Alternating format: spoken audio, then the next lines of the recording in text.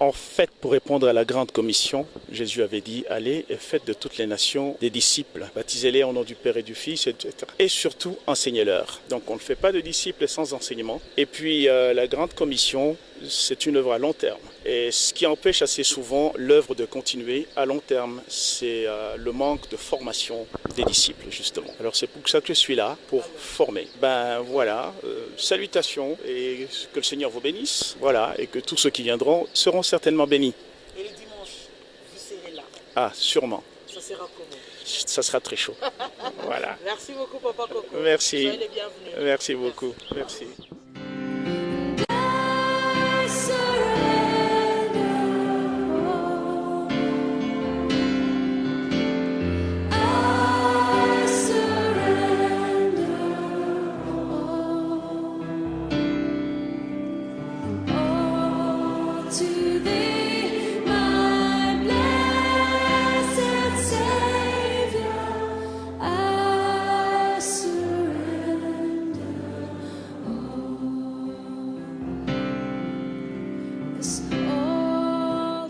Que le Seigneur vous bénisse.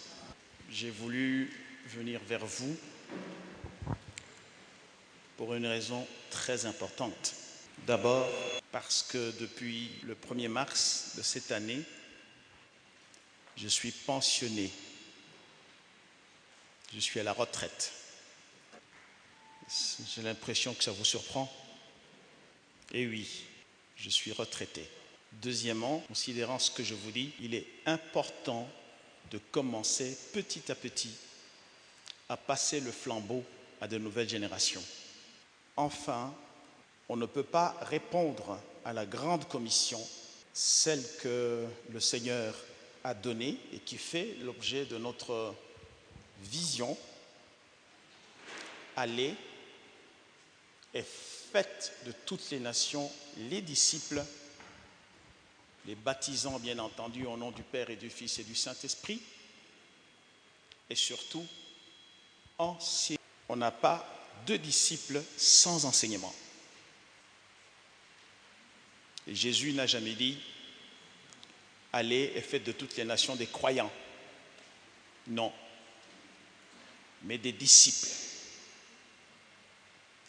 Et un disciple, par définition,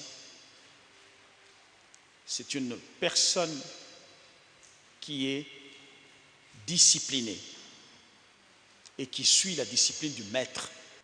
Pourquoi? Parce que le maître est un modèle et chaque personne a besoin d'un modèle pour pouvoir avancer. C'est le temps de devoir équiper les serviteurs. Pourquoi? Parce que je vous invite, pour que nous puissions comprendre, à lire le livre des Nombres, chapitre 11, versets 16 et 17. L'Éternel dit à Moïse, « Assemble auprès de moi 70 hommes des anciens d'Israël, de ceux que tu connais comme anciens du peuple, et ayant autorité sur lui, amène-les à la tente d'assignation et qu'ils s'y présentent avec toi. Je descendrai et là je parlerai. Je prendrai de l'esprit qui est sur toi et je le mettrai sur eux, afin qu'ils portent la charge avec toi, afin qu'ils portent avec toi la charge du peuple, et que tu ne la portes pas à toi seul. » Déjà, vous comprenez que lorsqu'il y a une vision, Dieu donne une vision, ce n'est pas une seule personne qui doit la porter. Il faut plusieurs personnes, parce que la vision, elle est lourde. D'abord, pourquoi 70 personnes, 70 anciens? Un des grands échecs de la continuité d'une vision, d'une communauté, c'est le manque de préparation des anciens, des diacres et des serviteurs. J'y reviendrai. et 70. Ça correspond à une seule lettre, c'est la lettre Aïn, qui veut dire la source ou la vision. Ça signifie aussi la force ou la puissance. Et c'est ainsi que vous allez voir que Dieu dira que je vais prendre de l'esprit qui est sur toi et je le mettrai sur eux. Donc c'est tout à fait normal que le Seigneur prenne ce qui est sur moi et il le mette sur eux, sur vous. Amen. Et l'incompréhension de la notion d'ancien, l'incompréhension de la notion de diacre est un obstacle pour la continuité de toute vision. C'est pour cela que pendant ces 3 jours, ça ne sera pas des prédications, mais c'est un cours que je vais vous donner. Un cours de leadership. Il sera valable pour l'Église, mais pour toute personne aussi appelée à diriger dans la vie. Ça peut être votre famille, ça peut être dans votre milieu professionnel. Il y a absolument des principes qu'il faut connaître. Les choses vont généralement très mal, tout simplement parce que les gens ne connaissent pas les lois qui concourent à certaines réalités, qu'elles soient spirituelles ou physiques. Donc, si vous comprenez cela, il est question de porter la charge du peuple. Et en fonction de la grande commission, Matthieu 28, que vous venez de lire, vous devez comprendre que la formation des anciens est essentielle si l'Église veut répondre adéquatement à la grande commission. Le commandement que nous a laissé le Seigneur d'aller, d'enseigner et de faire des disciples de toutes les nations ne peut s'accomplir sans l'apport des anciens. Parce que dans tout champ missionnaire, local ou étranger, l'implantation d'églises est toujours tributaire de la disponibilité des anciens. La stabilité et la croissance de ces nouvelles églises dépendent de la maturité spirituelle de leurs fondateurs. Cela donc, au départ, ça exige une préparation. Parce que chaque but demande un plan. Et pour être productif dans la vie, la planification doit venir avant la proclamation. Et le fait de planifier permet de coordonner le travail de plusieurs. Vous pouvez avoir des équipes que vous dirigez, mais ça vous demande d'entrer, de comprendre comment les choses se font. Et parce que chaque but demande un plan, il faut donc s'inscrire dans le schéma suivant. 1. Planifier. 2. Organiser. 3.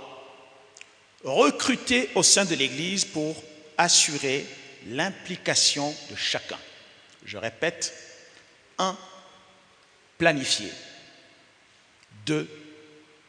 Organiser. 3. Recruter au sein de l'Église pour assurer l'implication de chacun. Une fois que cela est compris, il faut définir les priorités par rapport à l'objectif. Parce qu'il y a un objectif à atteindre. C'est ça la commission que Dieu donne. Parce que l'objectif détermine les priorités et les priorités déterminent les procédés à suivre. C'est un petit peu comme dans l'agriculture. Le fermier passe beaucoup plus de temps à préparer la terre qu'à semer. Et si la préparation est mauvaise, le rendement sera mauvais. La question pour tout serviteur de Dieu devrait être la suivante. Comment attirer les perdus? Qui est-ce qui peut impliquer l'Assemblée dans l'événement?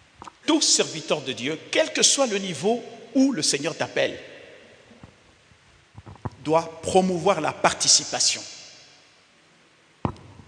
Pourquoi? Parce que chaque saint dans l'Église a un tissu de relations. Un tissu de relations qui implique 1. La famille, 2, les amis. 3, les voisins. 4, les écoles. 5, le milieu professionnel. 6, les magasins, etc., etc. Pourquoi l'implication? Pourquoi faire en sorte que les gens puissent absolument s'impliquer? Parce que l'implication et la participation engendrent l'engagement dans le but de réaliser un projet. Vous me suivez? Il faut comprendre absolument que ce n'est pas notre activité pour Christ qui importe, mais c'est notre passion pour lui. Pourquoi je vous dis cela? On a fait une étude aux États-Unis sur base de 17 000 personnes, c'était au Canada, qui avaient participé à une convention spirituelle. On a essayé de voir combien de temps un serviteur de Dieu passait dans la prière. Vous êtes bien assis. La conclusion était la suivante. Aux États-Unis et au Canada, le temps de prière d'un serviteur de Dieu, particulièrement de pasteur, est de 5 minutes par jour. Et ceux qui prient fort, 7. Pourtant, ce sont les gens derrière qui vous courez chaque fois. Hein, quand vous entendez qu'il y a un Américain qui vient, vous courez.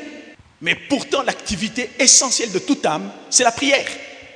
Mais maintenant, réfléchissez. Si leur temps de prière est de 5 minutes, le reste de la journée, ils font quoi? Qu'est-ce qu'ils font? De l'activité. C'est tout. Alors, ceci fait que d'ailleurs, si les gens courent derrière ces personnes, ce qu'ils courent derrière la gloire des nations, parce que leur nation implique une certaine gloire que les gens suivent. Donc ce n'est pas la gloire de Dieu. Think about that.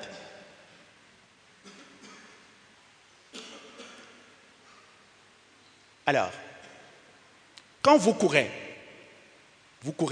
derrière quoi? Qu'est-ce que vous voulez? La gloire de Dieu ou la gloire des nations? Il y a un souci. Et le souci est réel. Toutes les fois que je voyageais, par exemple, au travers des États-Unis, j'ai remarqué que les serviteurs de Dieu ne jeûnent pas. Ou du moins, ils me disent, bon, moi je jeûne de 8h à 10h. De 8h à 10h. Et il y en a qui me disent, oui, il y a parfois je jeûne de télé, c'est-à-dire pendant la journée, je ne regarde pas la télé. Ah oui. Spirituellement, qu'est-ce que vous pouvez avoir avec ça? Beaucoup de pasteurs que j'ai rencontrés ont jeûné avec moi pour la première fois. Une seule journée. À la fin, ils sont presque morts. Et quand je leur disais que le minimum que je puisse faire, c'est 3 jours. Jeûner 7 jours à sec, je l'ai fait plusieurs fois. 21 plusieurs fois. 40 plusieurs fois. Et les gens vous regardent comme si vous étiez un extraterrestre. Really? Mais oui, je ne suis pas mort. Vous êtes bien assis? Il y en a qui ont même sorti des livres en Occident pour dire que si un homme fait 1 jour de jeûne, il va mourir. Je suis sûr que tous ici, vous en avez déjà fait. En tout cas, une chose est sûre, c'est que je ne parle pas devant les cadavres.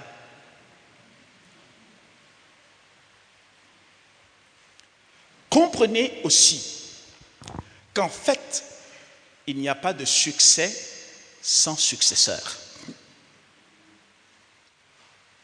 J'insiste, il n'y a pas de succès sans successeur. Dieu peut nous oindre comme personne sur la terre. Mais s'il n'y a pas de gens pour succéder, la vision ne peut pas aller loin. Et c'est là qu'il y a trouvé justement le danger. On a aussi constaté aux États-Unis, je le disais à l'évêque,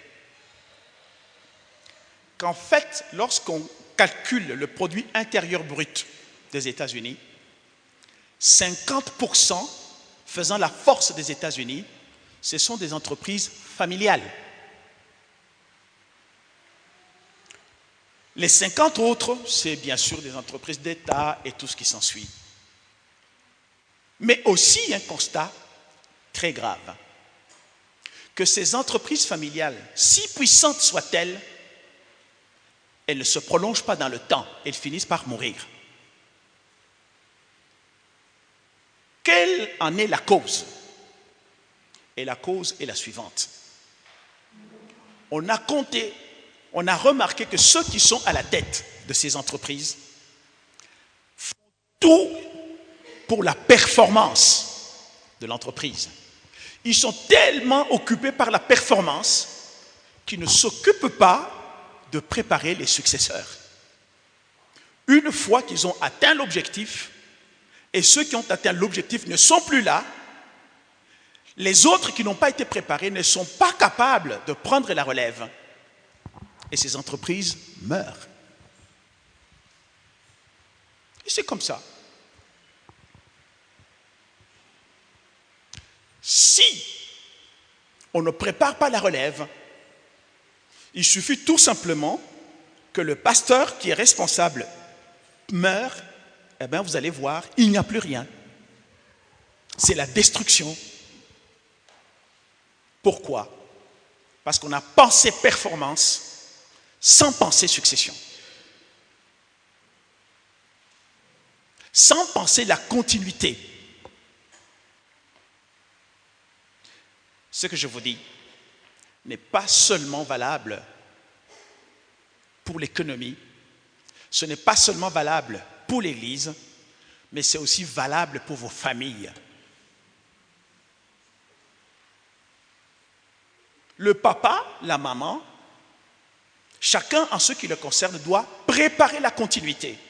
Mais cette continuité, on la prépare comment? Au travers des enfants. Parce que la Bible déclare que le fruit de nos entrailles sont une récompense. Les enfants, c'est votre résurrection, c'est votre continuation. Si vous ne les préparez pas, ça peut être une catastrophe. Vous êtes bien assis? Citez-moi par exemple, ici au Congo, une personne qui a eu beaucoup d'argent, en le volant ou en travaillant, qui meurt. Montre-moi une seule entreprise où on vous dit cette entreprise a 50 ans, elle a 100 ans, ou même elle a 30 ans, et qu'elle fonctionne après la mort de son fondateur. Vous en connaissez une? Si vous en connaissez une, dites-moi. C'est une vraie catastrophe. Est-ce que ça va continuer comme ça? Oh mais non. À un moment donné, il faut faire le point et de dire il y a quelque chose qui ne marche pas, il y a quelque chose qui ne fonctionne pas. D'où je vous ai parlé de la préparation, elle est importante. Et quand est-ce qu'il y a succès? Il y a succès lorsque la préparation rencontre l'opportunité. C'est là qu'il y a succès.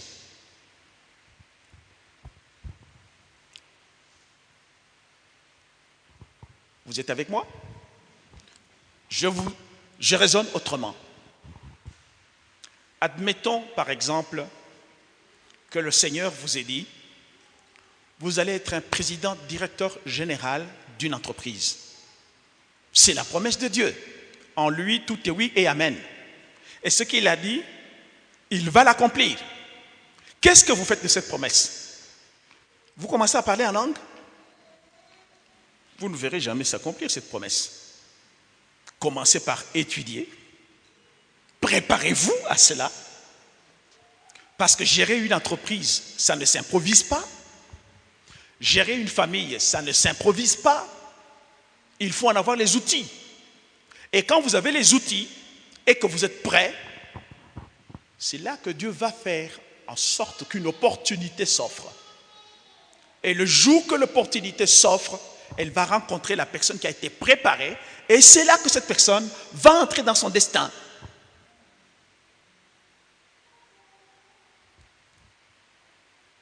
Et ceci qui est très important. Le leadership se trouve aussi à ce niveau. Les gens veulent être des managers. Écoutez-moi bien. Je l'ai été aussi dans le monde.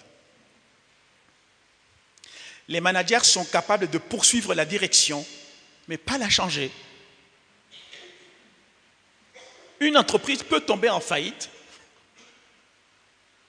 non pas parce que le manager était mauvais. C'est un manager, mais pas un leader. Un exemple simple. Le jour, par exemple, qu'un Anglais a sorti cette histoire d'envoyer des mails. OK? C'était dans un contexte où pour envoyer une lettre, il fallait acheter un timbre. Vous mettez, et puis la lettre arrive 3, 4 jours, même 2, 3 mois après. Mais les responsables des postes, qui étaient des bons managers, n'étant pas des leaders, n'ont pas anticipé que leur métier allait finir un jour parce que les gens allaient utiliser les mails, c'est direct à la seconde, il ne va plus venir à la poste. Et ceux qui ont persévéré sans comprendre les événements qui allaient arriver se sont retrouvés à la poste, mais il n'y a plus d'argent, ils ne sont plus payés.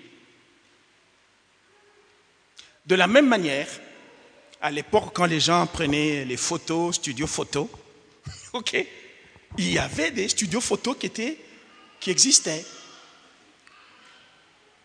Mais ceux qui avaient flairé les choses qui allaient arriver, des vrais leaders, ils avaient déjà compris à ce moment-là que les studios photos allaient disparaître. Parce que les gens, sur téléphone, c'est bon. Ok. On n'a même pas besoin de développer cela. Les gens ont des ordinateurs où il y a 5 000, 6 000, 10 000 photos. Mais ceux qui avaient basé leur travail sur ça, eh bien, ils se retrouvent qu'il n'y a plus personne qui vient. La solution, c'est quoi? C'est la faillite. C'est pour ça qu'un manager, quelqu'un peut être très bon dans la direction, mais s'il n'est pas leader, il ne peut pas changer la direction, et c'est toujours la catastrophe.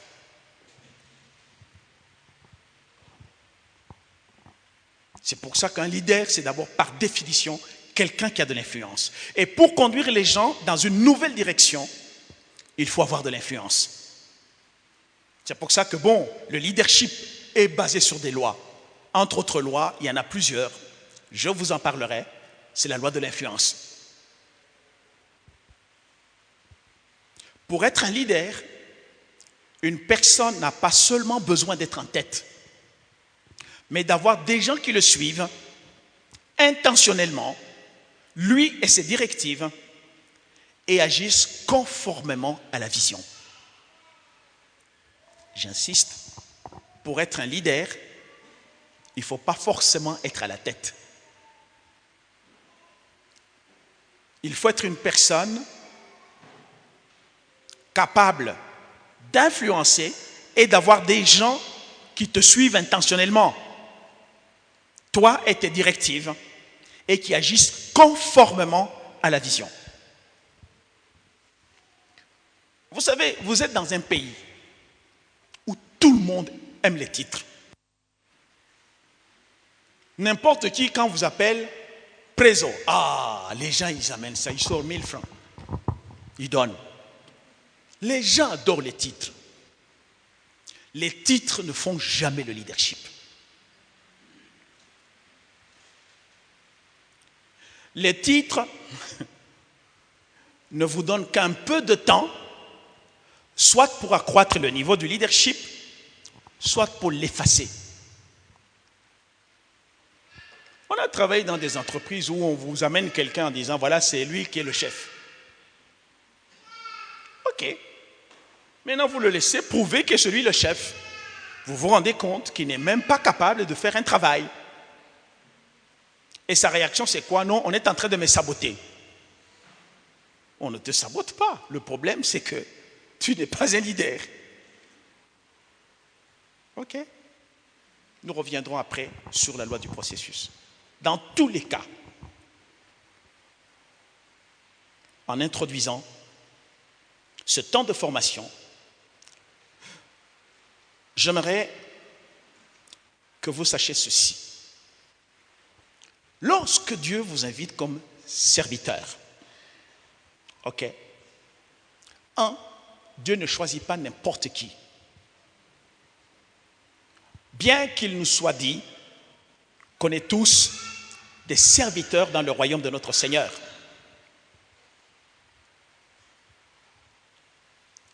Le livre de Nombres, chapitre 18, verset 1er, plutôt verset 7, nous dit ceci.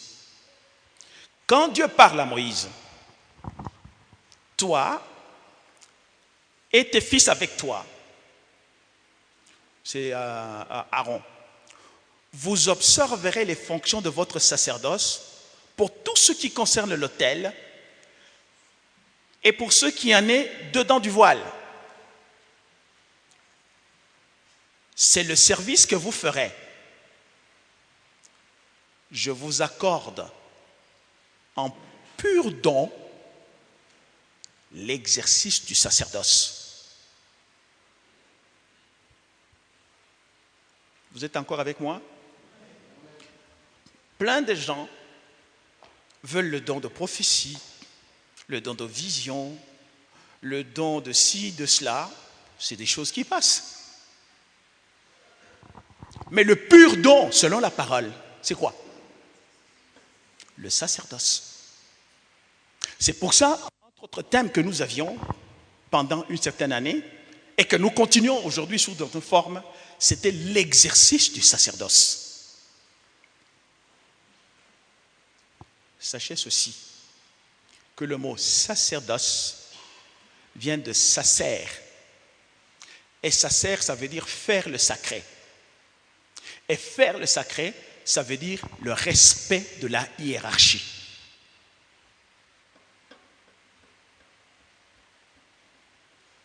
D'accord? Pourquoi? Parce que Dieu n'agit pas en désordre. Et il est écrit que c'est un Dieu d'ordre. Est-ce que vous comprenez ce que nous sommes en train de partager?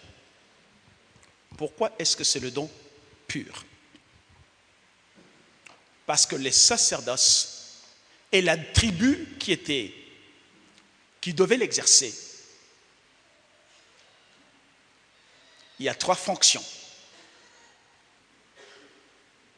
dans le royaume. Il y a la fonction du roi. Le roi règne, mais il règne sur une terre qui est visible.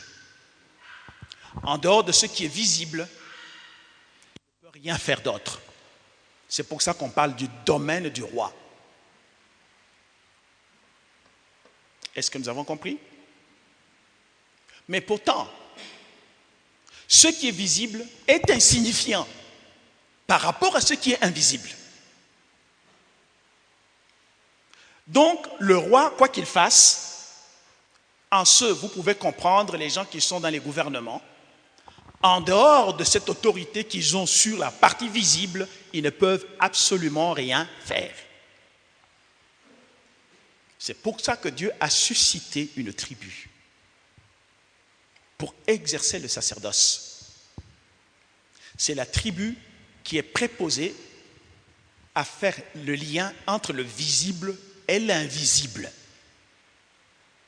Quand le visible, ça se bloque, on a besoin des gens qui peuvent être élevés jusqu'à l'invisible pour débloquer les situations qu'on ne peut pas régler. Vous pouvez appeler n'importe quel roi sur la terre. Vous pouvez appeler n'importe quel président de la République. Vous pouvez appeler n'importe quel ministre. Mettez-le devant les démons et il ne va rien faire. Il peut secouer le dollar dans tous les sens. Ça ne va pas libérer la personne. Il faut quelqu'un qui a de l'autorité pour pouvoir faire bouger les cieux pour que les choses changent sur la terre. Et ça, c'est celui qui exerce le sacerdoce. C'est celui-là, le Kohen. Wakuani Waku. Et c'est ainsi que même du temps des rois, personne ne pouvait le faire, sinon Daniel. Il a été capable, par le jeûne et par la prière, de faire bouger les cieux, au point que Dieu envoie 2 archanges, Michael, Gabriel, pour que la situation change. Personne. C'est pour cela que la même loi, vous la trouvez même chez les païens. Tous ceux qui ne sont pas chrétiens, ils ont des marabouts. C'est leur sacrificateur. Et les vrais chrétiens, ils ont toujours des sacrificateurs qui sont les prophètes. Ok? C'est pour ça qu'ils sont au-dessus d'eux, pas en dessous.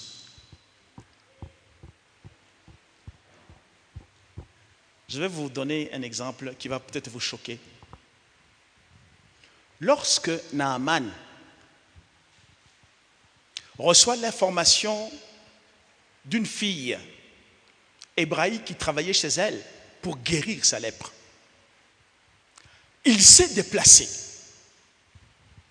pour venir rencontrer l'homme de Dieu. Maintenant, je vous pose la question. Est-ce que le général Naaman avait rencontré Élisée? Je vous pose bien la question. Est-ce qu'Élisée avait dit, ok, il va sentir que je suis prophète? Il avait rencontré? Non. Qu'est-ce qu'Élisée a fait? Il a envoyé Naaman. Il a envoyé Géhazi. C'était Géhazi, son serviteur. Va lui dire. Il n'avait même pas vu comme ça. Il a dit, va lui dire.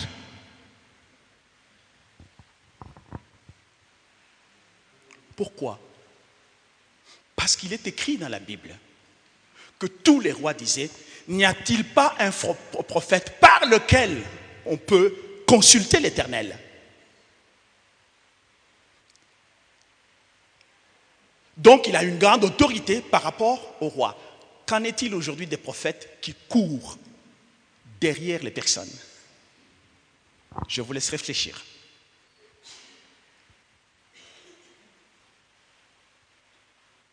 Je vous laisse réfléchir. Est-ce que les gens connaissent d'abord leur position spirituellement?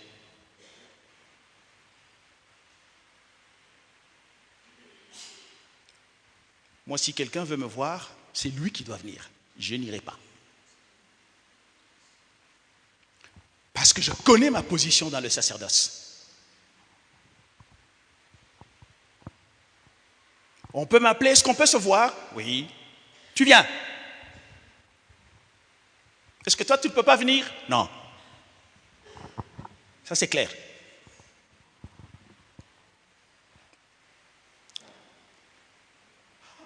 En tout état de cause, quand vous servez Dieu, pour aller beaucoup plus loin, je suis encore dans l'introduction, sachez ceci, qu'il faut toujours travailler avec des personnes optimistes et pas avec des personnes pessimistes. Pourquoi? Parce qu'une personne pessimiste voit toujours des difficultés.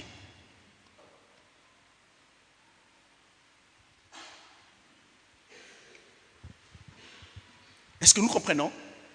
Une personne pessimiste voit toujours des difficultés. Alors qu'une personne qui est pessimiste voit des possibilités. Les gens qui ne voient que des difficultés, ils vont vous bloquer dans l'élan pour aller de l'avant. OK? Mais les personnes qui sont optimistes, devant une difficulté, ils voient les possibilités d'aller au-delà. Qu'est-ce que nous avons compris?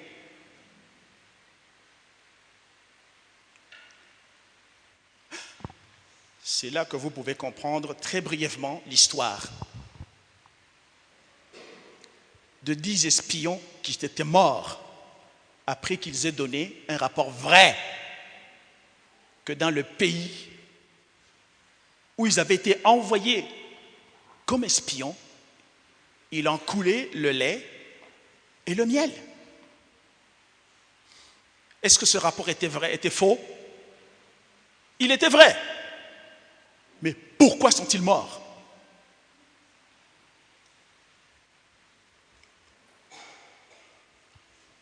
Pour 3 choses. 1, la perception que vous avez de vous-même. Et je vous pose la question.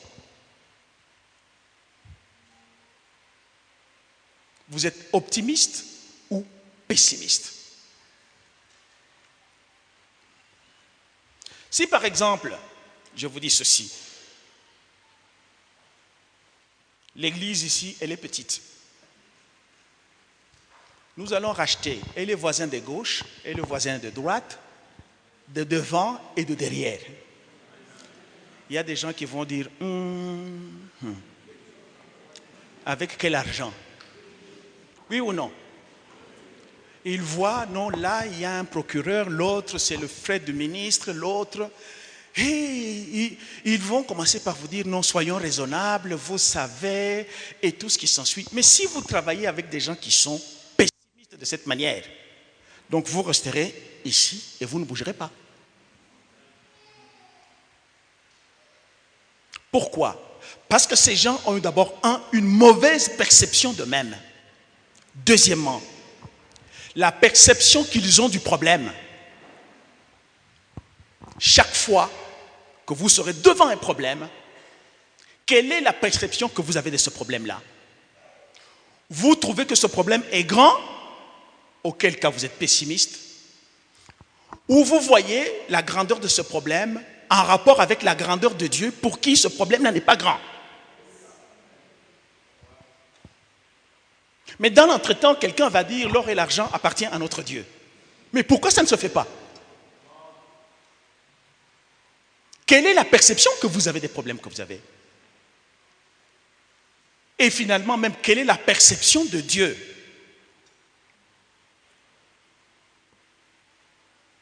Et c'est pour ça que tous les 10 sont morts. Un vrai leader, ça doit être une personne optimiste. Et je vais, évêque, vous montrer comment discerner les personnes qui sont optimistes et des personnes qui sont pessimistes. Les personnes optimistes ont toujours un langage proactif. Alors que les pessimistes, ils ont un langage réactif. Quelle est la différence? Je vais vous en donner des exemples. Vous entendrez les personnes pessimistes dans leur langage, par exemple, ils disent « je n'y peux rien ». Mais une personne qui est optimiste, son langage dira « examinons les différentes solutions ». Vous êtes encore avec moi? Les personnes qui sont pessimistes dans leur langage, par exemple, ils disent « je suis comme je suis ». Mais une personne optimiste, son langage c'est « je peux aborder le problème de différentes manières ». Une personne pessimiste, dans son langage, il dira « ça me rend malade ». Mais une personne optimiste, lui, va dire, je contrôle mes sentiments. Une personne pessimiste dans son langage dit, je dois. Mais la personne optimiste dans son langage dit, je préfère.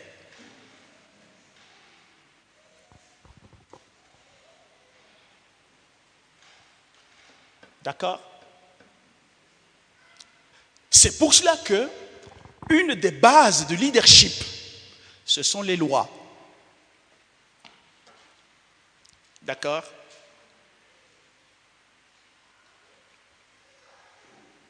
Pasteur Rick est un avocat.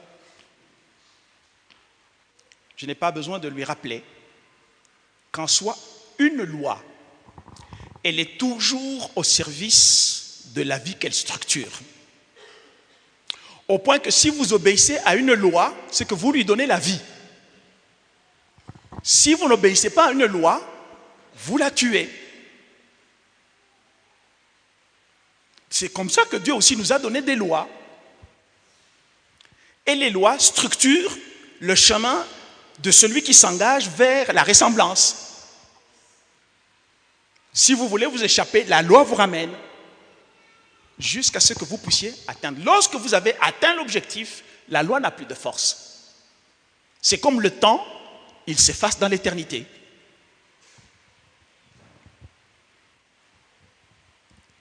Ok? Je peux vous citer, je vous ai parlé de la loi de l'influence. Il y a la loi du pouvoir. La loi du pouvoir est telle que le meilleur dirigeant, c'est celui qui a le bon sens de choisir des hommes de valeur pour réaliser ce qu'il voit faire et qui doit avoir suffisamment de retenue pour éviter de s'ingérer dans ce qu'ils font pendant qu'ils le font. Ça, ce fut une déclaration d'un président des États-Unis, Theodore Roosevelt.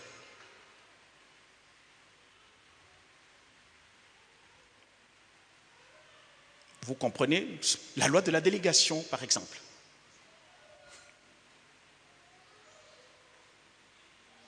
Parce que celui qui ne délègue pas le pouvoir, il crée des obstacles à l'intérieur de l'organisation que les collaborateurs ne peuvent pas franchir.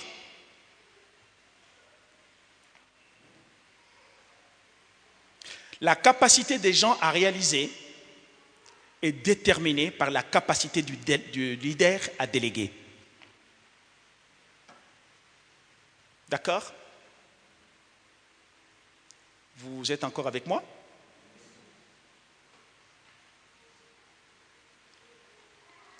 Je vais vous donner un exemple.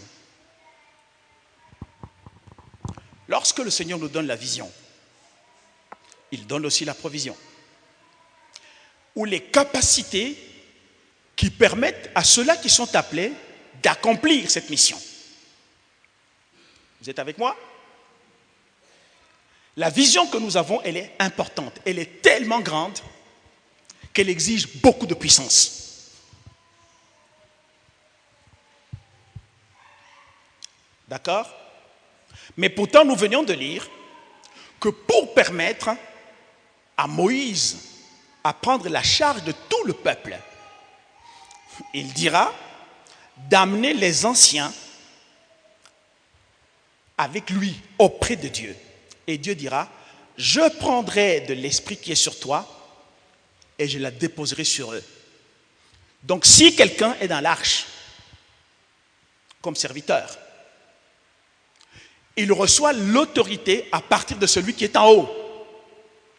Et cette autorité et cette puissance, c'est pour lui permettre d'exercer et d'atteindre l'objectif qui lui est assigné. Alors maintenant, sachez ceci. Si une telle personne quitte l'Église, est-ce que cela veut dire que la personne quitte avec l'onction et la puissance qui lui a été donnée dans la communauté pour accomplir l'objectif de la communauté? La réponse est non. Parce que ce qu'il a reçu, c'est pour la vision, dans le cadre des charges qui lui sont données pour pouvoir accomplir la vision. Si cette personne part, elle part dans l'illusion qu'elle a aussi récupéré l'autorité et la puissance qu'elle a eue. Ce qui est complètement faux. De la même manière, quelqu'un qui vient un jour, vous apprenez qu'il était ancien ou même pasteur dans une autre communauté et qui vient à l'arche en disant « Voilà d'où je viens, je suis pasteur » ou « J'étais ancien ». Est-ce que cela veut dire que quand il vient avec la charge qu'il était là où il était, il sera aussi ancien ici? La réponse est non. Il doit s'engager dans le processus où il doit être formé par rapport à la vision. Et c'est à ce moment-là qu'on lui délègue l'autorité.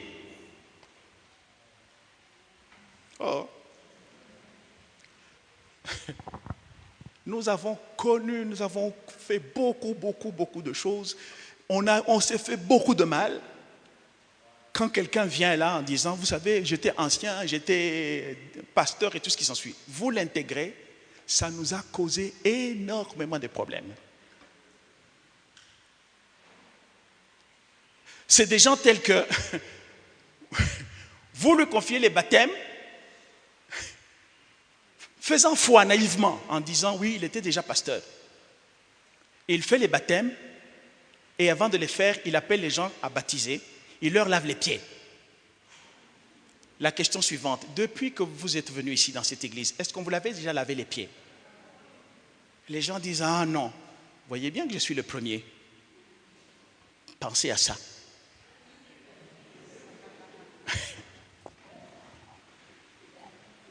Donc le gars, il fait son calcul pour aller ouvrir son église. Mais c'est incroyable. Nous avons connu des cas où quelqu'un, on l'a adopté comme pasteur, et puis il demande en disant non, comme moi je ne fais rien, donnez-moi le suivi des âmes. Ok. On lui confie le suivi des âmes. Et quand il va là-bas, les âmes que vous avez gagnées à genoux, en priant, que vous formez, que vous avez visité, que vous avez prié pour les délivrances et tout ce qu'on peut imaginer, vous êtes tellement investi là-dedans. Lui, il va là-bas pour leur dire, non, vous savez, quand il y a la pastorale là, c'est moi qui vous défends. Ok. Et puis un jour, là, vous voyez un tiers de l'église qui se vide. Il a ouvert son église. C'est des catastrophes. C'est pour cela qu'en soi, regardez même dans une famille, surtout des familles africaines, dès qu'un père meurt, les enfants qui restent, c'est la bagarre. Vous ne pouvez même plus les reconnaître que c'est des chrétiens. Ils se disputent les maisons, ils se disputent des voitures, ils se disputent. Quel est le problème? C'est que tant que le père est vivant, les enfants ont la conscience du père et d'appartenir à ce père-là. Dès que le père disparaît, la conscience du père disparaît et automatiquement il y a des déchirures. Mais pourtant, les enfants qui grandissent dans la maison, une fois qu'ils grandissent, ils connaissent la vision, ils reçoivent l'autorité, ils ont été formés pour ça. Même si le père disparaît, la vision va continuer. Et c'est pour cela, déjà, je vous annonce, comme je l'ai dit, partout où je vais, à la fin de la formation, elle sera longue, on remettra un diplôme ou un certificat à toute personne qui aura suivi la formation. Et ce sont ces personnes-là qui recevront, comme je vous le dis, la charge de l'ancien, la charge de diacre, la charge des serviteurs, parce qu'au moins, la communauté peut être solide à partir de cet instant. Ce n'est pas quelqu'un là qui peut s'improviser tout simplement en disant « bon voilà, tu deviens ceci ». C'est une catastrophe. Et on ne veut pas arriver à cette catastrophe-là. Globalement, sachez ceci. Les hommes dans l'Église déterminent le potentiel de toute organisation. Les relations que nous avons déterminent le moral. Les structures que nous mettons dans l'Église déterminent la taille, même dans une entreprise, c'est pareil. La vision détermine l'orientation et le leadership détermine le succès de l'organisation. Pour ceux qui écrivent, je répète, les hommes déterminent le potentiel de toute organisation, les relations déterminent le moral, la structure détermine la taille de l'organisation, la vision détermine l'orientation et le leadership détermine le succès de l'organisation. Je disais donc que les lois sont le fondement du leadership. C'est du leadership que dépend plutôt le succès ou l'échec de toute entreprise ou de toute organisation. Pourquoi? Parce qu'on trouve dans la vie des gens talentueux, très intelligents, qui réussissent, mais qui n'atteignent qu'un niveau très, très limité de résultats à cause des limitations du leadership.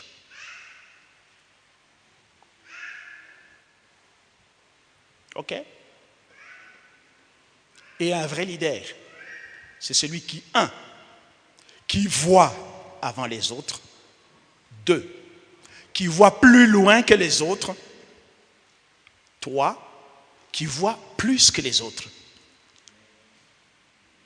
Et c'est comme ça, par exemple, que les gens comme Google, voyant ce qui allait se passer, ils ont vu plus loin. Mais aujourd'hui, c'est un grand groupe d'où dépend presque tout le monde. Alors que ceux qui sont restés au niveau de la vente des timbres, ils ont fermé. Je vais vous poser la question ici. La dernière fois que vous avez été à la poste ici à Lubumbashi, c'est quand? Dites-moi, qui a été à la poste de Lubumbashi les 3 derniers mois? Levez la main. Ok, allons plus loin. Les 6 derniers mois, qui a été à la poste de Lubumbashi? Une seule personne. 2. On va encore plus loin. Qui a été à la poste il y a 2 ans? Une seule personne. 2. Mais vous imaginez, qu'est-ce que ça veut dire? Qu'à un moment, ceux qui avaient été managers dans ces organisations n'ont pas eu le sens du leadership. Le résultat, les personnes qui dépendaient d'eux en tant que managers se retrouvent impayées dans la rue et c'est la catastrophe. OK. C'est pour cela que faire des disciples, pour répondre à la grande commission, c'est une chose ardue. C'est une chose très difficile. À cause des changements que cela implique, de la lenteur de la démarche, parce que ça demande beaucoup de temps, et surtout de l'imprévisibilité des résultats. Je peux vous en donner un exemple. On a eu des cas où on s'est dit, OK, on va faire former les gens au niveau des médias de l'Église. On achète un équipement,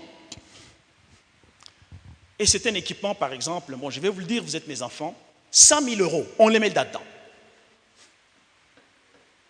Les machines sont là, les appareils et tout ce qui s'ensuit. Tout le monde dit, waouh, on n'a jamais vu une église investir autant. Ce ne sont que des machines. Nous payons la formation d'un certain nombre de personnes à l'église. Payez, paf. Et les gens commencent à être formés. Une fois formés, tous ceux qui ont été formés, ils disparaissent. Ils trouvent d'autres ministères dans d'autres églises.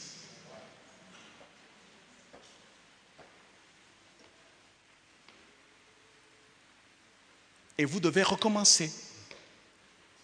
l'imprévisibilité des résultats.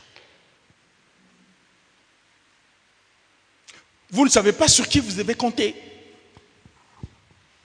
C'est pour ça qu'il n'y a que des vrais disciples. Si vous basez l'action là-dessus, là vous pouvez aller loin.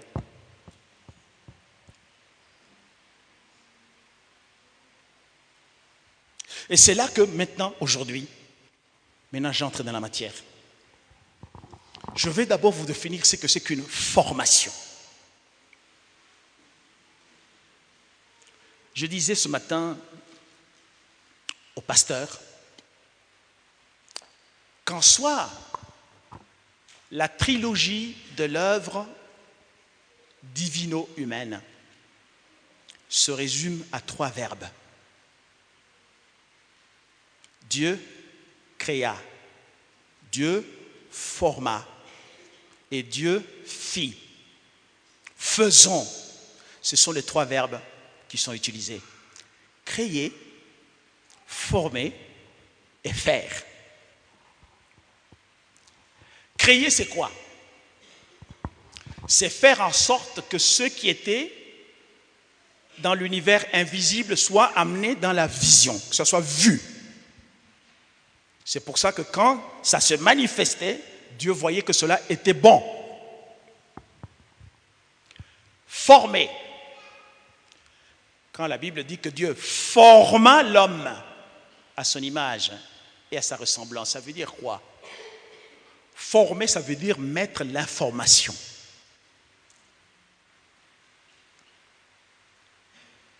Et Dieu dit, faisons. Faire, ça veut dire l'œuvre d'accomplissement.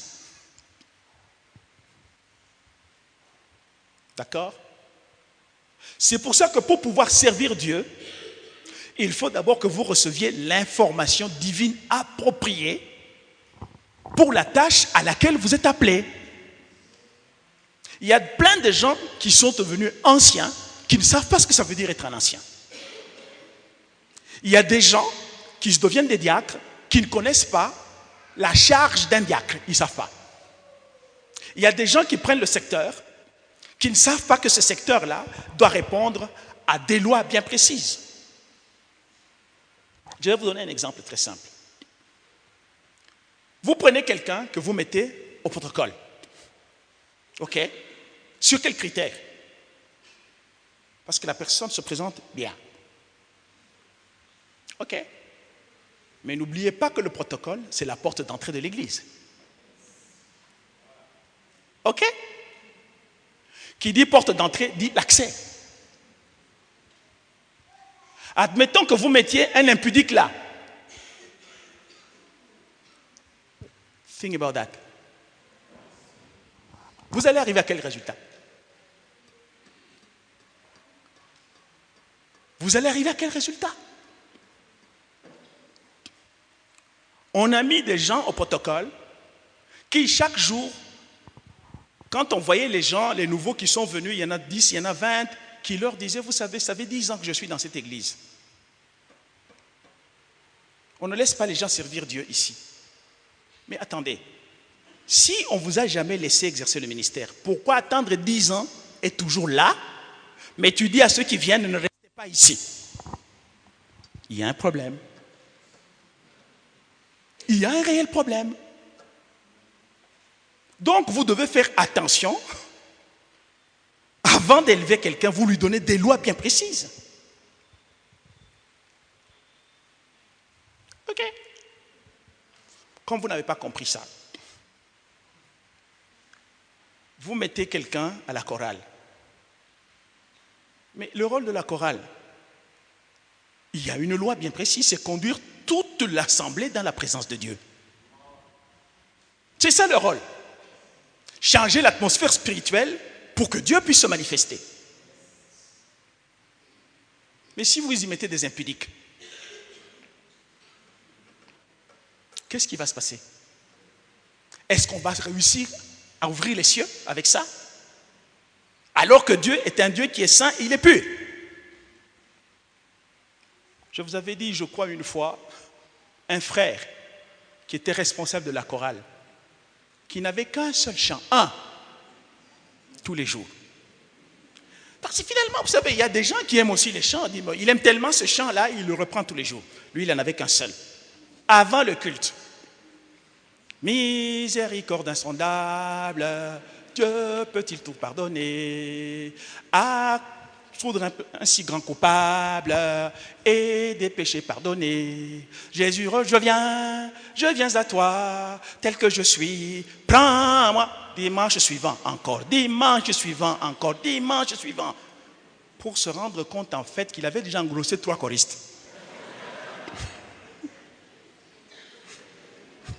Donc, ce chant-là, il demandait sa propre miséricorde pour ses propres péchés. Est-ce qu'il pouvait nous conduire la congrégation dans la présence de Dieu avec ça? Non. C'est pour ça que le leadership, il faut faire attention aux choix que l'on opère. Voilà pourquoi la formation, c'est une expérience relationnelle par laquelle une personne en prépare une autre en partageant les ressources venant de Dieu. C'est donc un procédé relationnel entre un formateur qui connaît ou qui a expérimenté une chose et qui la transmet à un protégé. Dans un temps et d'une manière appropriée afin de faciliter le développement et l'acquisition des compétences. Ces ressources-là se répartissent en 3 parties. Une ressource de sagesse, une source d'information, une source d'expérience, de confiance et de discernement. Voilà pourquoi la formation ne devrait pas prendre fin lorsque le récipiendaire s'engage dans un ministère. Parce que l'apprentissage est à son meilleur niveau lorsque la personne entre dans le service. C'est lorsque la personne est élevée qu'il faut commencer à la suivre. On ne peut pas élever quelqu'un et puis on le lâche. Une vraie catastrophe. C'est pour ça que, par exemple, même en termes de mariage, je dis toujours aux jeunes gens, il ne suffit pas d'être bien marié. Il faut être bien accompagné. Vous pouvez bien vous marier, si vous êtes mal accompagné, eh ben, vous allez vous casser la figure. Mais vous aussi, vous pouvez peut-être être béni dans le bureau du pasteur, mais bien accompagné, vous réussissez dans le ménage. De plus, ce sont les anciens récemment nommés qui n'ont plus besoin de suivi. Ils ont besoin de formation sur le terrain, de guide, de conseils, d'avertissement, de correction d'amour et d'encouragement.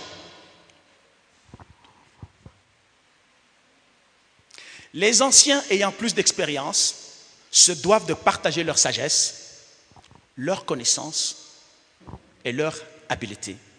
C'est de cette manière seulement que le leadership est perpétué, garantissant à l'Église une direction pastorale pour l'avenir.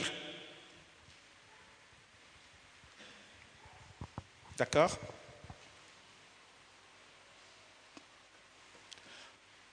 Parce que quand vous regardez l'histoire de la Bible, tout gouvernement, qu'il soit du monde ou de Dieu, tout gouvernement est toujours basé sur les anciens. Genèse chapitre 50, verset 7.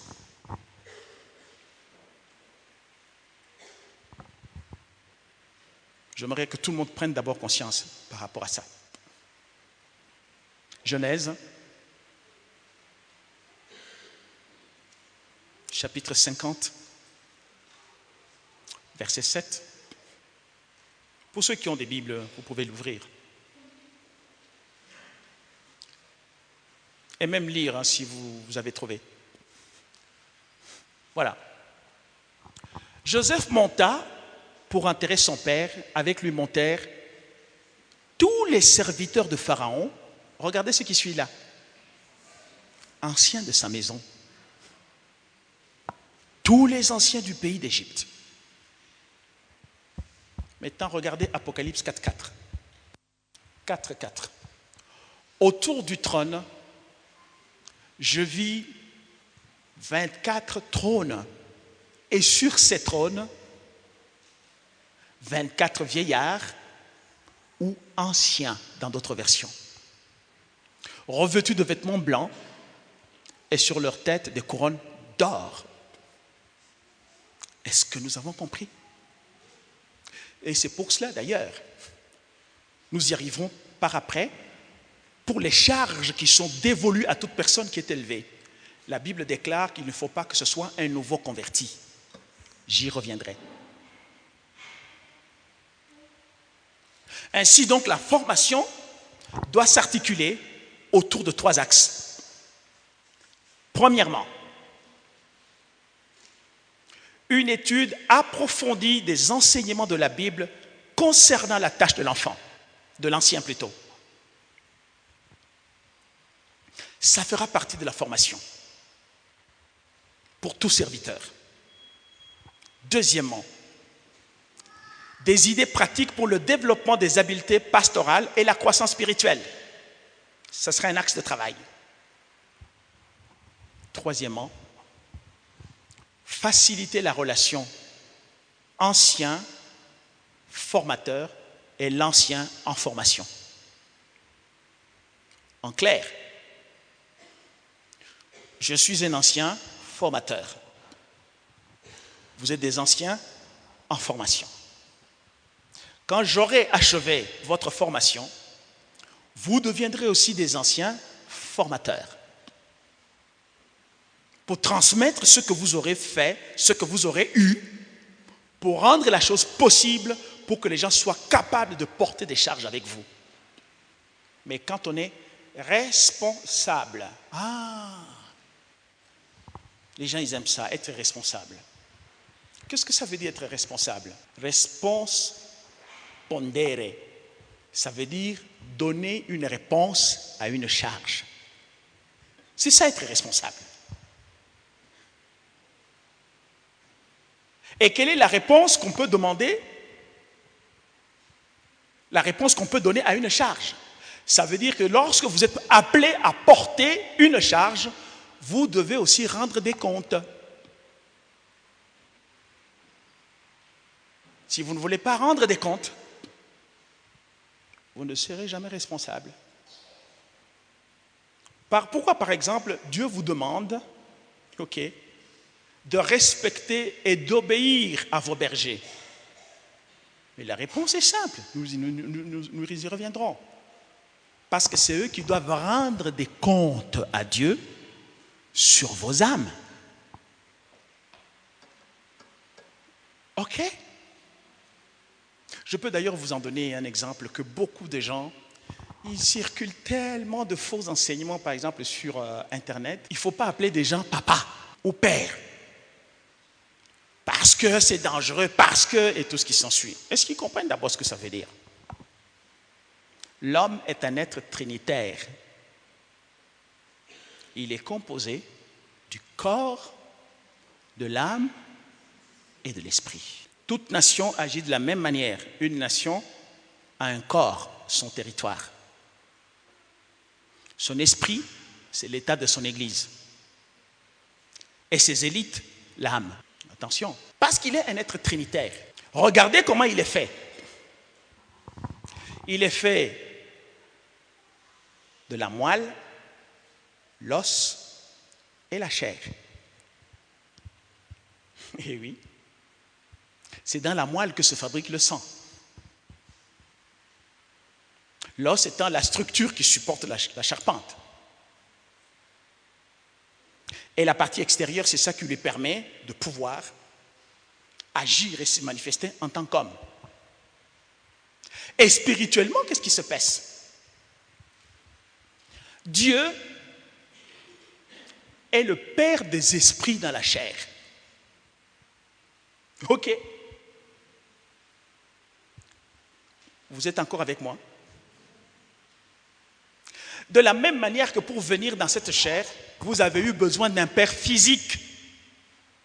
C'est pour la partie du corps. Mais alors, quelle est cette personne qui va se charger de votre âme? C'est qui? C'est celui que vous appelez le Père spirituel. Parce qu'il doit rendre des comptes de chaque âme que le Seigneur vous donne. C'est pour ça d'ailleurs que dans la vie, même quand vous servez, vous ne pouvez pas faire n'importe quoi si vous ne demandez pas le conseil de celui qui veille sur votre âme. Il peut même vous conseiller sur le livre que vous pouvez lire. Parce que lui, il a de l'expérience, il sait où se trouve le danger. Et à partir de cet instant, vous pouvez être protégé dans votre progression. Mais si vous l'ignorez, le Père des esprits dans la chair sait très bien qu'il y a une étape de la vie, okay, que vous avez laissé tomber et vous allez avoir des troubles dans la vie. Est-ce que vous avez compris? Est-ce que les choses sont claires? D'accord? Et c'est de cette manière que petit à petit, la personne s'affermit dans le service pour le Seigneur.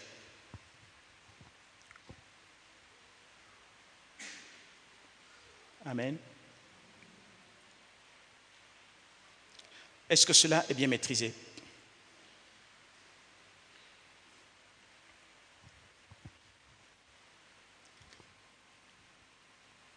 Je vous ai parlé au départ que si vous avez un but, il faut la planification. La planification appelle l'organisation. L'organisation appelle le recrutement. Et une fois que cela est fait, il faut définir les priorités par rapport aux objectifs à atteindre. L'objectif détermine les priorités et les priorités déterminent les procédés à suivre.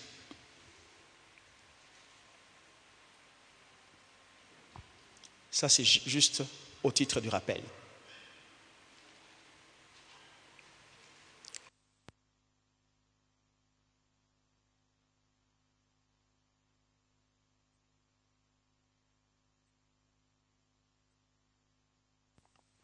Vous m'entendez? Ok. Il y a deux possibilités pour augmenter le niveau du leadership. Le niveau d'efficacité du leadership. Premièrement, il faut travailler avec acharnement pour augmenter l'attachement au succès et à l'excellence.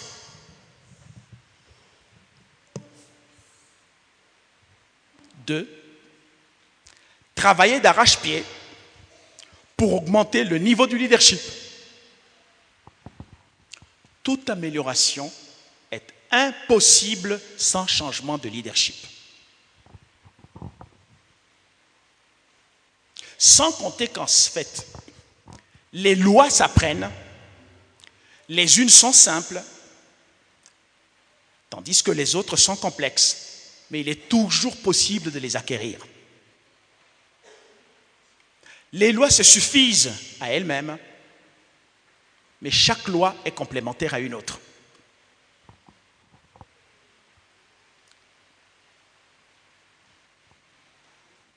Et les lois comportent des conséquences.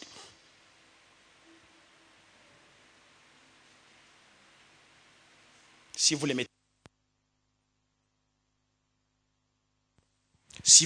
mettez en pratique, les gens vous suivront. Si vous les violez ou si vous les ignorez, vous ne serez pas capable d'être leader d'autres personnes. Je vais vous donner un exemple très simple. Si vous voulez que les gens soient à temps à l'église, vous devez toujours être la première personne à être là. Si vous venez toujours en retard, ne demandez pas aux autres de venir à temps. Est-ce que nous avons compris? Est-ce que c'est clair? Parce que vous savez, quand par exemple vous venez au culte, vous répondez à une sainte convocation. Cette sainte convocation fait que le roi des rois, l'hôte invisible, il est déjà là. Attends qu'il y ait des gens ou pas. Si on vous envoie par exemple aller voir le chef de l'État, vous allez arriver en retard. Vous allez lui dire non, voilà, je ne suis pas arrivé à temps parce qu'il y avait telle ou telle autre raison. Il y avait un jeune enfant qui était dans la sorcellerie plus, mais qui était dans l'église. Quand il venait, il voyait tout ce qui se passait. Et le témoignage de cet enfant était celui-ci. Avant le culte, les anges du Seigneur descendaient et prélevaient les présences de toutes les personnes qui arrivaient. Dès que le culte commençait, les anges remontaient avec leur liste pour aller la présenter à Dieu. Tous ceux qui venaient après n'étaient pas sur la liste. Et c'est pour ça que votre attitude, par exemple, par rapport à ces lois-là, détermine si vous respectez Dieu ou pas. Oh.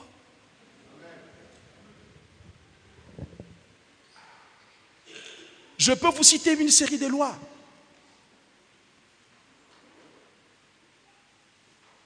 Ok.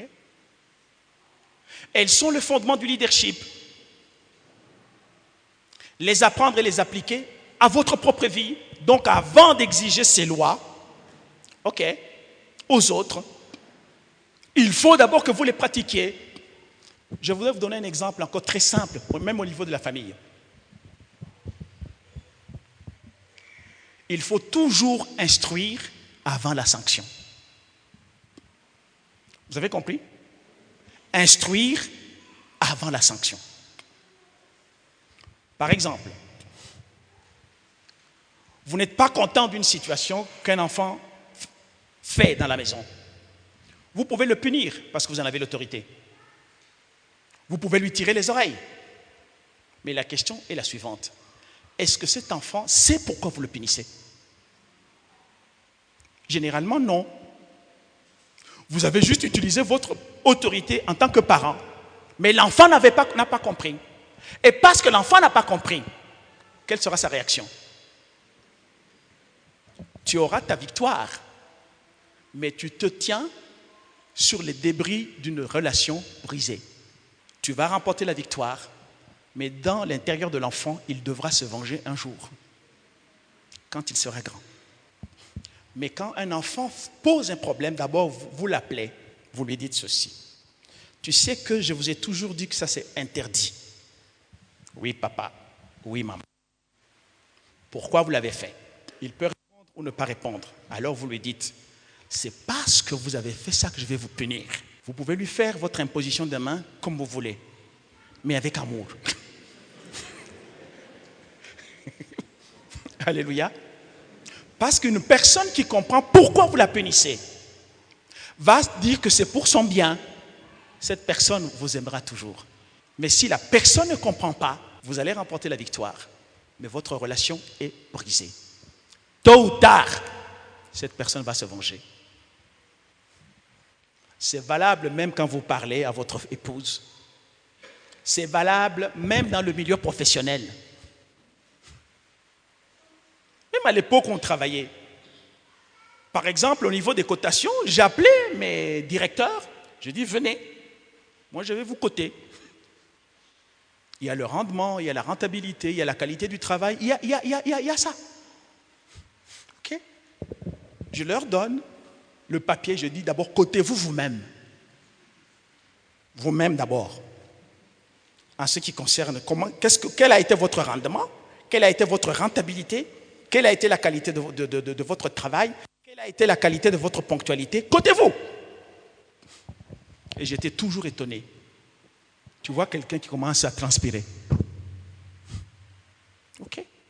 Je dis, ok, maintenant moi, qui t'observe en tant que chef, je vais te dire pourquoi. Sur le rendement, je te donne 5 sur 10. Et je t'explique pourquoi. voici comment se fait ton travail. Je ne suis pas satisfait. Dans tel domaine, voilà les objectifs qui t'étaient assignés. Voilà comment tu les as atteints. Ici, tu t'es élevé un petit peu, 7 sur 10. Et à la fin, quand la personne reçoit sa cotation pour sa gratification, il n'y a pas de doute, elle ne peut pas aller te critiquer en disant il m'aime ou il ne m'aime pas. Ok? C'est pour cela que l'autorité ne se force pas. L'autorité se reconnaît. Tout comme le caractère ne s'acquiert pas. Le caractère se forge.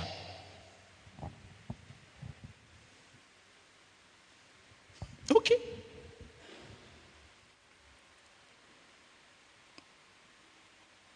Voilà pourquoi chaque loi est un outil prêt à être ramassé et utilisé pour réaliser vos rêves et donner plus de valeur à d'autres personnes et à l'aptitude au leadership qui détermine le degré d'efficacité d'une personne. J'insiste, chaque loi est un outil prêt à être ramassé et utilisé pour réaliser vos rêves et donner plus de valeur à d'autres personnes et l'aptitude au leadership qui détermine le degré d'efficacité d'une personne. OK? Je vais vous donner une des lois spirituelles. J'avais enseigné, je ne sais pas, ici ou à Bruxelles peut-être. C'est la loi de l'imprégnation spirituelle par exposition visuelle. Quelle est cette loi? Celle que Jacob avait utilisée pour avoir des animaux rayés et tachetés. Qu'est-ce qu'il faisait pour produire les animaux rayés ou tachetés? Il les exposait aux branches d'arbres qui étaient soit tachetées, soit rayées. OK. Qu'est-ce que cela veut dire? Quand vous êtes un leader, parce que vous êtes un modèle, votre vie va imprégner aussi les gens qui vous regardent. OK? Vous êtes avec moi? Si vous travaillez dans une parfumerie, chaque soir vous en sortez, vous ne sentirez pas le parfum. Mais quand vous passez à côté de quelqu'un, vous venez d'où? Parce que la personne a été imprégnée de cela. C'est pour ça, par exemple, devant les enfants, ne leur montrez jamais une mauvaise image de vous-même. Jamais. Voyez par exemple pourquoi on se bat pour avoir un beau temple. Parce que les enfants qui vont grandir dans ce temple grandiront avec l'idée de l'excellence. Si vous les exposez à de très mauvaises choses, ils seront aussi médiocres dans la vie. C'est des lois spirituelles. Si vous les exposez à la puissance de Dieu, elle se manifestera aussi dans leur vie. Si vous les exposez à l'impudicité, gare à vous, vous en récolterez les résultats. C'est pour ça que dans la vie, par exemple, il y a des choses qu'on ne peut pas faire, non pas parce que c'est mauvais. C'est tout simplement parce que je suis un modèle à suivre. D'où quel type de modèle suis-je pour que les autres me suivent?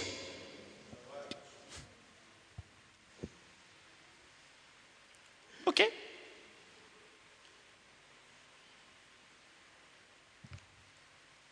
Un exemple terre à terre. Si je viens ici bien habillé, qui viendra prêcher ici en culotte? Tout le monde va fuir. Hein? Parce qu'il va avoir le standard, il se compare, il se met en règle. Là, vous n'avez même pas besoin de forcer. C'est la loi de l'imprégnation spirituelle par exposition visuelle. Une fois, il y avait un pasteur qui disait aux gens de l'église, habillez-vous correctement Parce que c'est ainsi que la loi de Dieu demande. On ne peut pas se comporter dans la maison de l'église comme on veut. Vous voyez des gens, des jeunes filles qui viennent avec des robes. On ne sait pas si c'est la ceinture ou c'est la robe tellement qu'elle est petite. Et tout ce qui s'ensuit. Il avait beau parler. Ok, il dit ça va. Un jour, il a mis le maillot des cyclistes. Vous voyez comment les cyclistes s'habillent, hein?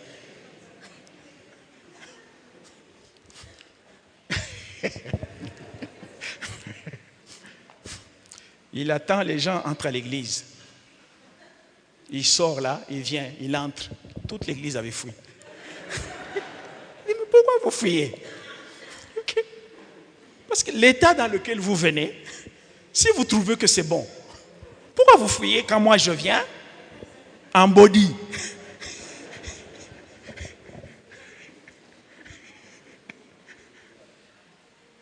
Amen. Voilà. J'avais un jour dit à l'église, j'ai demandé si c'était un péché d'aller à la foire. Ce n'est pas écrit. Tout le monde dit, ce n'est pas un péché. Il dit, ah, c'est bien. Parce que vous dites que ce n'est pas un péché.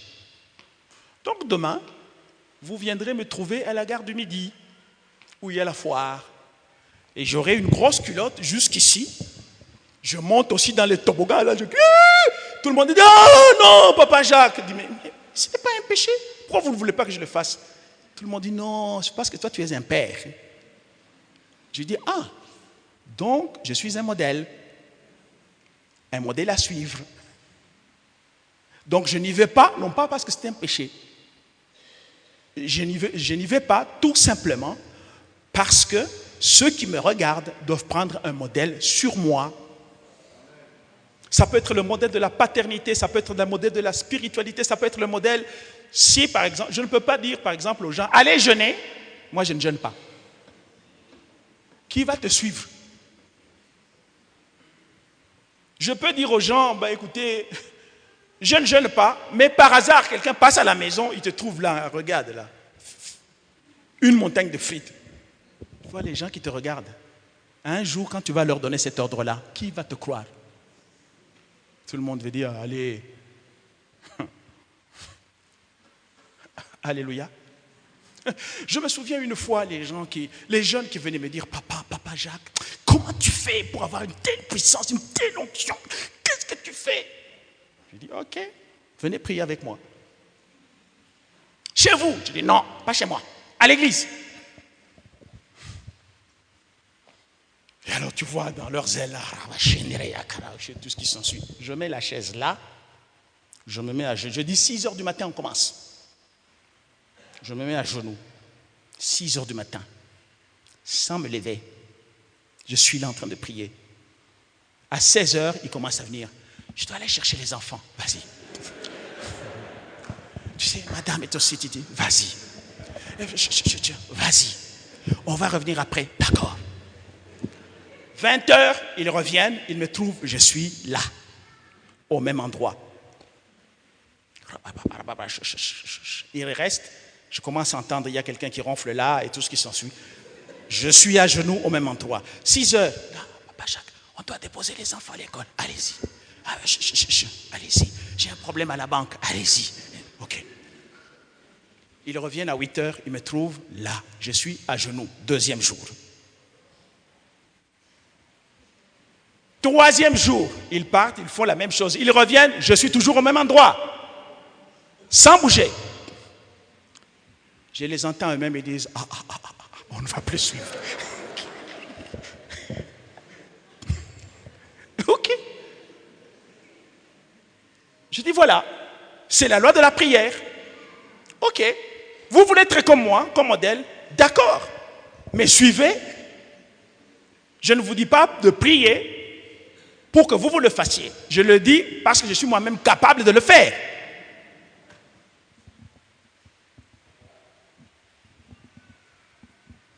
Je me souviens à l'époque, à Kasumbalesa, il y avait un frère là qui était venu de l'Ikassi. Oh non, Papa Jacques, je veux de la puissance. Je dis, très bien, tu commences à jeûner aujourd'hui. 7 jours à sec. Le 4e jour, on l'avait trouvé à terre. Il dit, est-ce que vous ne pouvez pas prendre les glaçons, vous mettez seulement sur mon cœur. Je lui ai dit, tu ne vas pas mourir, tu seras là. 5e jour, mettez seulement de l'eau sur mes lèvres. J'ai dit, on ne va pas te mettre de l'eau sur les lèvres. Jusqu'au 7e jour.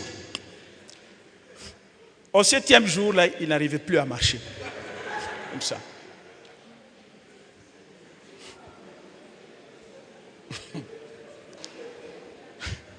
C'est là que, bon, finalement, on nous amène un cas qui vient, il fallait la délivrance.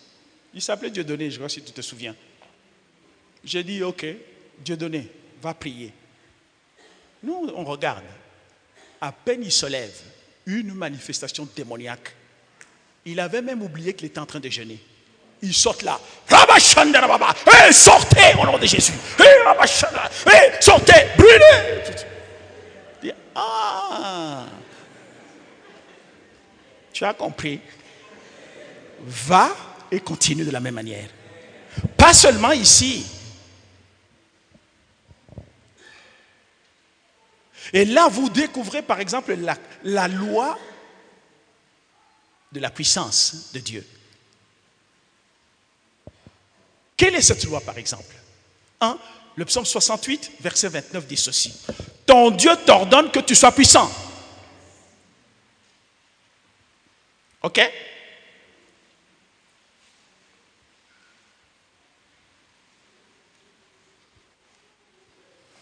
Amen. Donc, être puissant, ce n'est pas une option. C'est un ordre. Ok?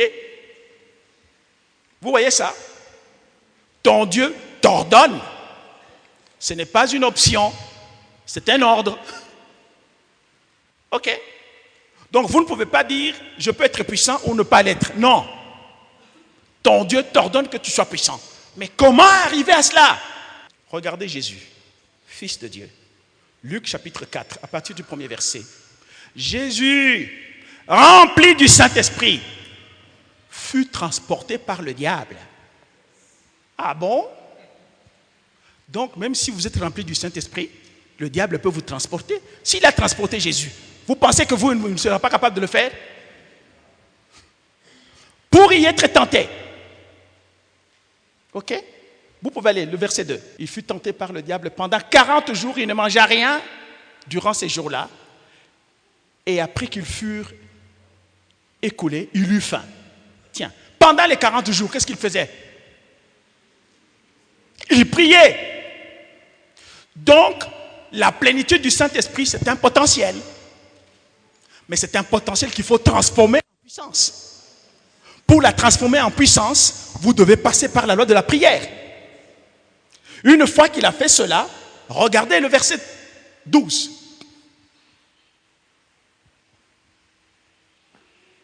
Que dit le verset 12? Et 13 aussi. Après avoir tenté toutes les manières, le diable s'éloigna de lui jusqu'à un moment favorable. Descend. Jésus, regardez. Qu'est-ce qui suit là? Revêtu de... Ah bon? Donc, être rempli du Saint-Esprit, ce n'est pas être rempli de puissance.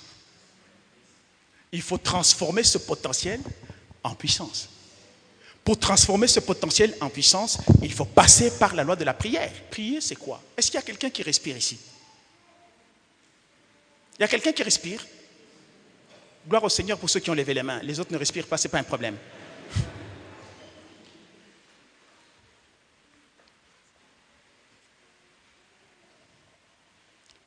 Ah, d'accord. Amen. La respiration que vous avez, c'est pour vous maintenir dans un corps physique. Mais pourtant, vous n'êtes pas que physique. Vous êtes aussi spirituel. Qu'est-ce qui va vous maintenir dans le corps spirituel? En partant du mot respiration qui se dit nashma.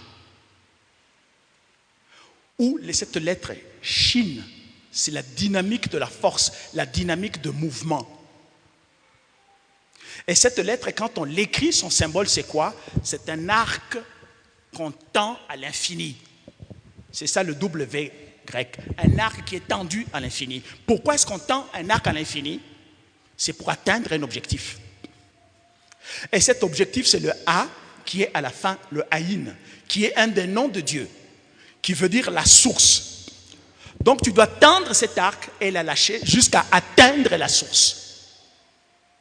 Et si tu atteins la source, tu ouvres cette source sur toi-même. Et la prière, c'est une respiration. Tu lâches l'arc et l'arc va atteindre la source qui est Dieu. Et c'est là, quand tu arrives à l'atteindre, que Dieu, en réponse, il va te couvrir de son amour. Il va te couvrir de sa puissance. Il va te couvrir de sa force. Et ainsi, je voulais arriver au survol du cours dans l'ensemble. Tant pis, on a commencé l'introduction. Demain, je vous introduirai le survol du cours. Mais j'aurais aimé terminer en vous citant le livre des Actes, chapitre 10, verset 38.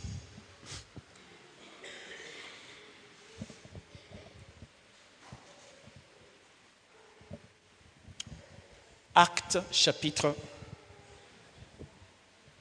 10, verset 38. Vous savez comment Dieu, est-ce que vous voyez ce que je fais là? Ce qui est là, a oint du Saint-Esprit, et c'est une chose que d'être oint de Saint-Esprit, mais c'est une autre aussi que d'être oint de force. Tu peux demander l'onction du Saint-Esprit, mais et la force?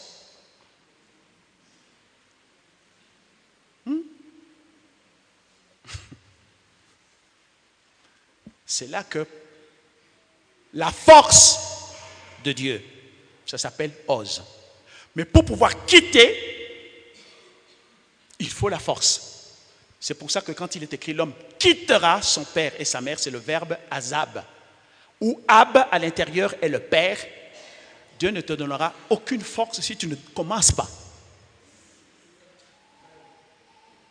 J'entends souvent les gens qui disent, je n'ai pas la force de prier. Dieu ne te la donnera jamais. Jusqu'au moment où tu commences à prier. C'est là que tu recevras l'onction de force de Dieu. Et les deux vont faire que tu vas commencer maintenant à le servir. Et d'une manière générale, quand vous allez servir Dieu, et même en termes de leadership, vous allez arriver d'une façon ou d'une autre à un moment de découragement.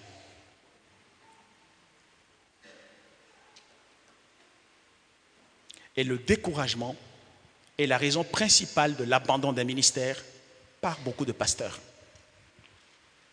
Moi, j'ai connu en Europe des pasteurs qui sont venus un matin et là, ils disent, maintenant c'est fini. Aujourd'hui, à partir de cette date, je ne suis plus votre pasteur, je pars. Oui. Pourquoi? Les problèmes incessants, les luttes et les critiques font que chaque ancien se demande à un moment ou à un autre si cela vaut la peine d'endurer de telles frustrations où tout se stresse.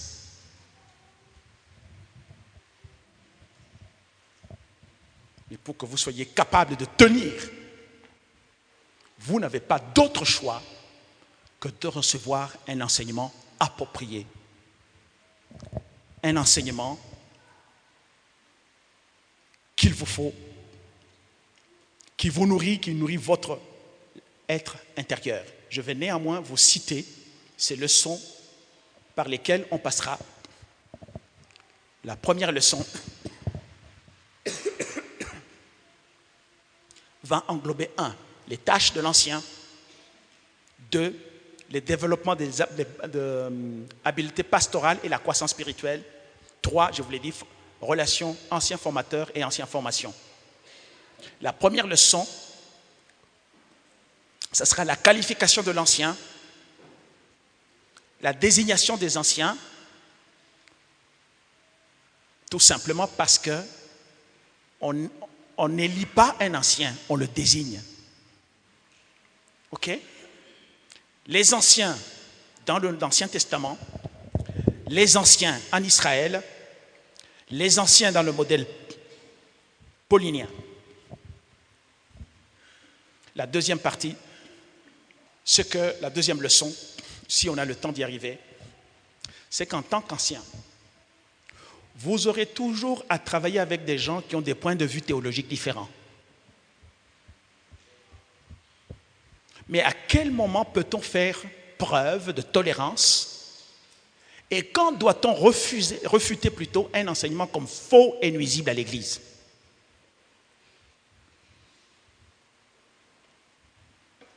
Parce que l'Écriture telle que vous l'avez, elle n'est pas forcément claire à tout point de vue. Il y a toujours des zones d'ombre.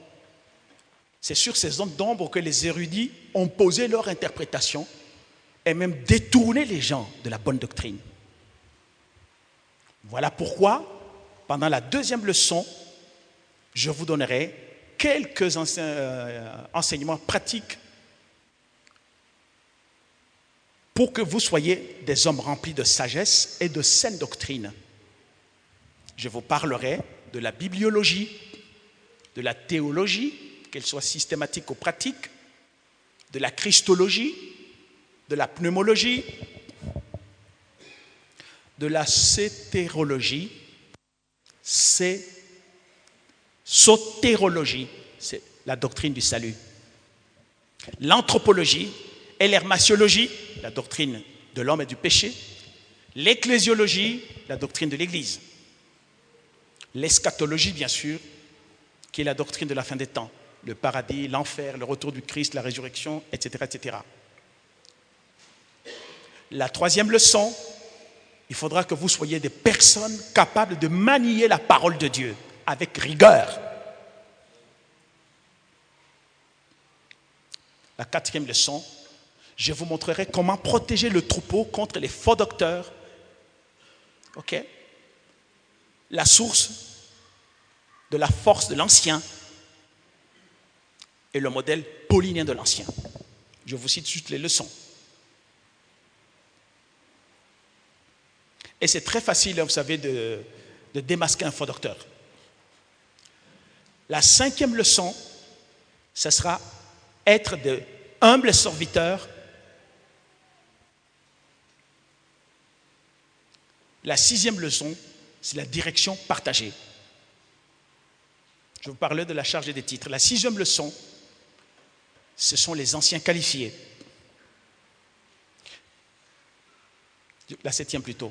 La huitième leçon, il faut honorer et discipliner les anciens. Neuvième leçon, n'établir que des hommes qualifiés. Dixième, comment paître le troupeau de Dieu, selon Dieu. Onzième leçon, prendre soin des pauvres et prier pour les malades. Et la dernière, être des gardiens spirituels et la soumission à l'autorité. Laissez-moi déjà vous dire que ce n'est pas en 3 jours qu'on terminera cela.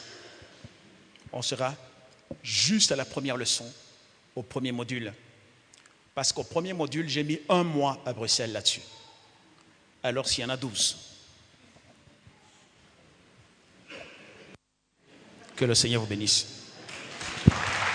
Merci. Nous sommes très heureux de vous recevoir pour Moi aussi. cette session de Je suis formation. très heureux de vous revoir aussi. Presque en fin de l'année 2019. Voilà. Alors on aimerait savoir d'entrée des jeux. Aujourd'hui c'est la première journée. Qu'est-ce que les gens peuvent retenir de cette première journée? Aujourd'hui, comme je le disais tout à l'heure, c'est juste une introduction. Voilà, sur le fait de pouvoir équiper le serviteur de Dieu, parce que bon, on ne sert pas Dieu comme on veut, et on sert Dieu dans une vision qu'il a donnée. Et par rapport à la vision, il dit lui-même qu'on ne peut pas porter la vision tout seul. Il faut établir les anciens. Et ces anciens, on ne les élève pas parce qu'ils ont passé un certain temps dans l'Église, mais non, il y a des exigences. par rapport à cette charge-là. Et c'est si on a les anciens et qu'ils sont préparés et qualifiés de manière propre, c'est ça qui va déterminer la suite de la vision. Voilà. Apôtre, en vous entendre aujourd'hui, on a senti qu'on avait affaire à un père avec une chicotte et tirer aussi les oreilles aux serviteurs des dieux. Le fond du message était vraiment très rigoureux et très puissant. Est-ce qu'on peut connaître quelle est l'intention que vous avez amenée aujourd'hui à ces serviteurs des dieux qui avancent, qui évoluent avec l'œuvre du Seigneur? Il faut savoir une chose, c'est que la correction fait partie de l'art de l'éducation. On ne peut pas laisser les choses aller dans n'importe quel sens. Voilà, donc avec l'expérience qu'on a, il faut redresser avec amour, okay, corriger et mettre sur la bonne direction. Parce que pour pouvoir servir Dieu, il y a des lois. Et les lois sont toujours au service de la vie qu'elles structurent. Obéir à ces lois donne la vie à ces lois-là. Et la loi, elle permet à l'individu de rester sur le chemin jusqu'à l'accomplissement de ce que Dieu a établi. Voilà. Est-ce que les gens... Oui, je pense bien, oui. Oui. Voilà. Apôtre, Oui. vous comprenez, vous êtes en face des journalistes Oui. que nous sommes. Apôtre, aujourd'hui, sur le témoignage de notre communauté Arche de la gloire de l'Éternel, bientôt là, vous allez prendre ou bien vous avez déjà pris votre retraite? On ne sait pas. Ben, j'ai pris ma retraite depuis le 1er mars. Voilà. Et c'est important, vous savez, dans la vie. Si à un moment donné on ne se retire pas, on va faire ombrage sur les jeunes ministères. Il y a risque de les détruire. Oui. Mais auquel cas, il faut être capable de se retirer pour laisser le jeune évoluer, avancer et leur apporter le conseil aussi. Apôtre a pris sa retraite, qui va prendre encore le leadership, parce que la communauté est très grande. Dans le monde, bien sûr. Voilà. Donc cela ne veut pas dire que je vais disparaître complètement, mais je resterai là en tant que conseiller. Wow. Voilà. Donc travaillant pour la formation des serviteurs, c'est tout. Alors, apôtre, les enseignements que vous offrez aujourd'hui sont des meilleurs apprentissages aux jeunes serviteurs. Aujourd'hui, vous venez de débarquer en République démocratique du Congo, précisément à Lubumbashi, pour une session de formation pour 12 modules. Mais en amont, vous avez expliqué que ces 12 modules vaut une année. Maintenant, vous avez combien de temps à Lubumbashi et pour achever le travail? Bah, pensez bien que le premier module m'a pris dans d'autres pays un mois de formation. Donc, ce qui fait que 12 modules, ça peut demander beaucoup. Parce qu'il ne suffit pas de donner la théorie. La formation, comme je vous l'ai expliqué, c'est mettre l'information. Ça peut demander beaucoup de temps et ça prendra le temps que ça prendra jusqu'à ce que les personnes seront efficacement formées. Et je vous l'ai encore dit, ce n'est pas parce que quelqu'un est élevé qu'on doit le lâcher. C'est pas dans ce moment-là qu'il a besoin de beaucoup de suivi, de beaucoup de conseils, de beaucoup d'avertissements pour pouvoir avancer. Alors, la toute dernière question, je pense, c'est une question de loisir, on peut dire, mais pas forcément de loisir. Aujourd'hui, vous êtes revenu à Lubumbashi, vous avez trouvé votre temple qui va mieux, les temples qui évoluent chaque jour. Quelles sont vos impressions? L'impression que ça, c'est juste le commencement. Hein. Je vous ai toujours dit que bon, le meilleur reste à venir. Parce que ce temple, vous le voyez comme ça, mais moi, je le voyais déjà avant la construction. Voilà, parce qu'on en avait établi le plan. Ok, ce n'est même pas encore la moitié de ce que nous avions prévu. Voilà. Et avec la formation, ça va s'arrêter juste ici ou bien la prochaine fois, ça sera Afrique du Sud, ailleurs? Bon, disons qu'on déterminera en tant que communauté, là on pourra le faire. Hein. Donc, si nous avons l'opportunité, on l'a déjà fait en Afrique du Sud. Ok, on prend tous les serviteurs, on va aller avec eux là-bas. Un jour ce sera à Colombie, un jour ce sera à Bruxelles, un jour on peut aller en Asie ensemble, il n'y a pas de souci. Et l'objectif, c'est de créer un centre de formation. La formation, elle doit être continuelle. Hein. Vous savez, bien-aimé, Dieu a pris 30 ans pour former Jésus, pour 3 ans de ministère. On ne peut pas faire 3 ans d'école de théologie pour 30 ans de ministère. Vous voyez bien le rapport. Aujourd'hui, vous étiez en face de vos fils et filles de l'Église quelles a été vos impressions? Parce que c'est presque toute la communauté Arche Katanga, Arche DRC. Quelles a été vos impressions? Vous savez, c'est l'impression d'un père qui retrouve ses enfants. Et ça fait toujours de la joie. Et c'est un moment précieux parce que je les aime. Apôtre Jacques, nous vous remercions. Merci.